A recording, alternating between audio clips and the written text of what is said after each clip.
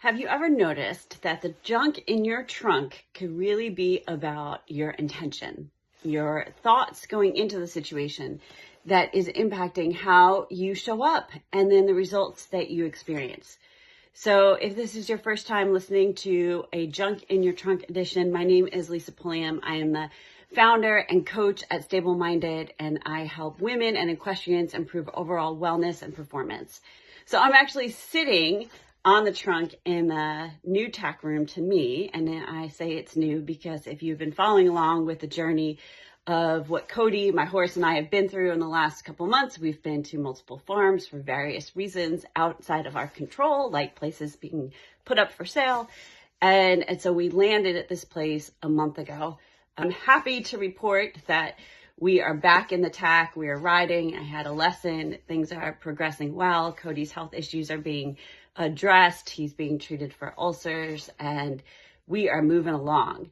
But in this process, what I've really discovered is the influence of intentions. And I have a very specific memory from being at this particular place. So it's a small 4-stall barn. It's not very big, but the stalls are beautiful. And the aisleway is not very big, and it's a pass-through aisleway. So it's not like you're going into a space and you can't see out the other side. So in terms of like aisle space for tacking or grooming, it's not very large. And so we primarily tack and groom in the stalls or on the outside cross ties. But on this particular occasion, this was about 3 weeks after we got here, I had decided I wanted to bring Cody in and just have him get used to being in the aisle. If for any reason he needed to be able to stand there, I wanted him to be able to do it calmly. So, I'm already anticipating going into this, like it's small. What happens if he whips around? Is he going to get caught on something? Is he going to hurt himself? Is he going to break something? Is he going to bite something? Like I'm imagining the worst, right? And so I go and I grab Cody, and I could tell like inside I was like, "Rrr." Outside I usually look pretty good. Unless you know me, you could tell I'm nervous, but I would have looked fine to a total stranger.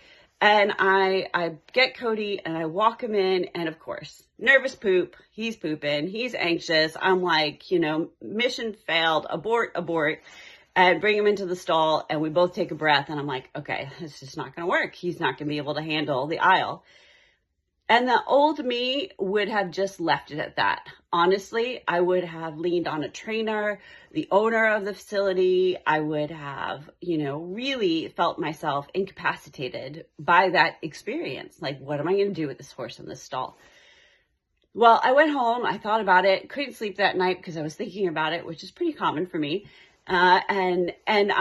Which is also a symptom of ADHD, I've discovered, and anxiety. So if you are struggling with those restless nights and menopause, it could be one of those 3 things.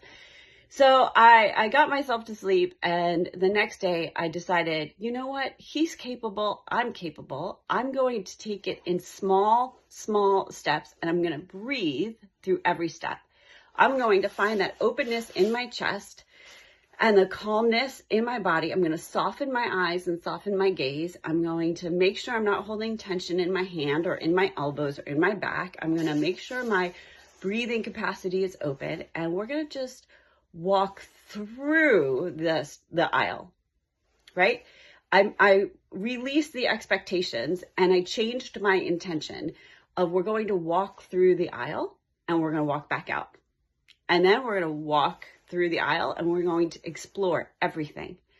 And then we're going to walk through the aisle, explore everything, and go into the stall. Then we're going to walk through the aisle, explore everything, come back and stand in the aisle. And when I broke it down into these smaller steps, when I identified my intention, what I discovered was there was no problem with my horse or me. And boy, that was just such a humbling experience, because it's such a small little thing. And yet I was able to identify that it was my intention and my expectation that was the problem. The junk in my trunk was that it had to look a certain way. My horse had to go into the barn, stand in the aisle, get groomed, and not poop and be totally fine. And the expectation was too big. It was too big for him, and it was too big for me, because I was already playing out all the negative possibilities in my mind's eye. But by backing it up, changing my expectation, therefore changing my intention, I was able to create smaller opportunities to win. Now, this applies to any of us at any time, right? This is just not about horses. This is about humanship and horsemanship, or lifemanship and horsemanship, however you want to talk about it. So I hope that this encourages you today to think about those things that are keeping you up at night with your horse on your mind, those things that are creating relationship friction in your life, and begin to ask yourself the question, how can I make this smaller so that my intention going into it is more realistic and the win is more attainable? So thank you for joining me on this edition of Junk in Your Trunk with Stableminded and myself, Lisa Pulliam. I look forward to supporting you on your journey of improving your overall wellness and performance, both in and out of the tack.